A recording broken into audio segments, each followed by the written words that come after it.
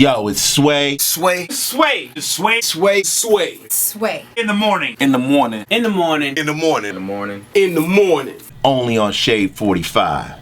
Wake your fuck ass up. Yeah. Bitches. All right, DJ Paul's here from 3-6 Mafia, man. And we just figured out something real funny, Heather B. Yeah, Talk about it. Okay, because without giving out addresses here, King Tech and I have a home in the valley of Los Angeles in a city called Tarzana. On Martin Luther King Drive? No, Oh, okay. it's far from that. Okay, sorry. Super far from that. Yeah, It's a Jewish neighborhood. Yeah, exactly. And then, so how long were you living there? You were living. Paul was living in the same neighborhood. From 2007, February 2007 up to 1 year ago. Wow. Okay. Then what made you move out? Oh man, I want to just get something different, man. You know what I'm saying? It was too much for me at the time. It was cool. But then I had just got to the point. I was like, man, I don't really need all this, and I found somewhere where the money was worked better. You know what I'm saying? Los Angeles is expensive, but then certain parts is more expensive than this part, and then so you got to just be kind of smart about it. Like I had just been living in LA for a year, and we moved to Bel Air first. Well, that's when was that when y'all had the show? Yeah. Okay, yeah. what's the MTV show called? Hollywood. Hollywood. Okay, I remember that. So okay. we was on Mulholland and Beverly Glen. Okay. We moved to Bel Air first. You see, you had to learn all this stuff first, especially when you come from the South like we was. So, we weren't really thinking, what I'm saying? So we just went up there and just got the most expensive thing in the world. And then once we started to learn LA, I learned that San Fernando Valley was, cheaper. It was better. You can get more for your money. And then I ended up finding somewhere that was even better than that. Yeah, so, Tarzana.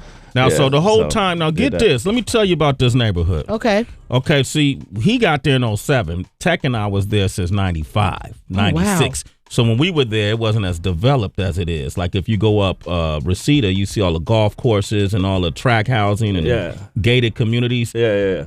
That wasn't there when we moved there. Oh. Okay, so you got the best end of the neighborhood. But I used to come out of my house with my locks down when I had the dreadlocks, or maybe a shirt on, maybe not, tank top. And to be in that neighborhood looking like that, now you had some of the neighbors who used to talk to you about our house, right? Yeah, my neighbors always told me that there was a drug dealer lived in their house. So when I drive down the street, the first thing I do, I would look to the other side and be like, oh shit, I see him. I didn't really know it was him. I'd be like, oh shit, a black dude live in my neighborhood. So I would look the other way when I'm riding down the street. I didn't want him to know who I was and this and that and all the time. But I would see him at the service station. I'd be like, oh shit, you know what I'm saying? Because like a lot of people live in our neighborhood, like LL Cool J lived there. Yeah. Ice Cube used to live there. Yeah, and right on the next street was Jamie Foxx. Yep. Jamie was. I used to go over his house and all party. kind of people lived over there, and a good friend of mine is Wilmer from the 70s show. Yeah, Wilmer. He was in the neighborhood too. Yeah, we'll talk about that. Okay. But yeah, like 4 houses down, man, he had crazy parties. Yeah.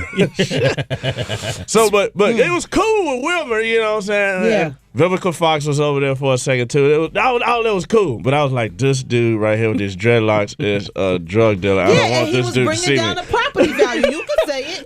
I didn't That's know it was messed him up, though. dog. So I've That's been looking messed the other up, way man. every time I ride down the street. Like, oh shit, Damn, man, black man can't get a break in a Jewish neighborhood. No shirt on. From a black man. From a black man. Man, black people. That's the thing about black people. Like, if another black dude walk in here right now, everybody be looking. Like, shit, another nigga done walked over there. But a white person walk in here, you be like, oh, it's cool. Did you feel safe? Is that what it, Yeah, you feel safe.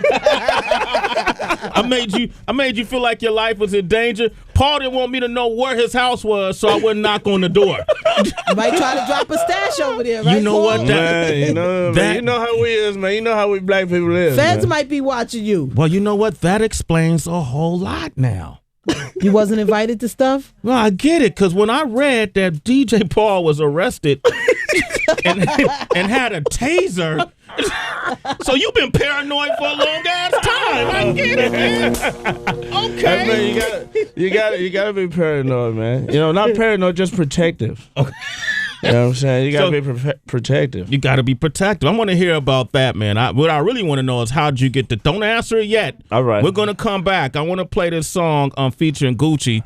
Will. Yeah. All right. What I look like. Okay, what I look like, and then that's off the album A Person of Interest with DJ Paul. We're gonna find out how you got that taser on the plane. Sway in the morning, Shade 45. It's Sway in the morning, only on Shade 45.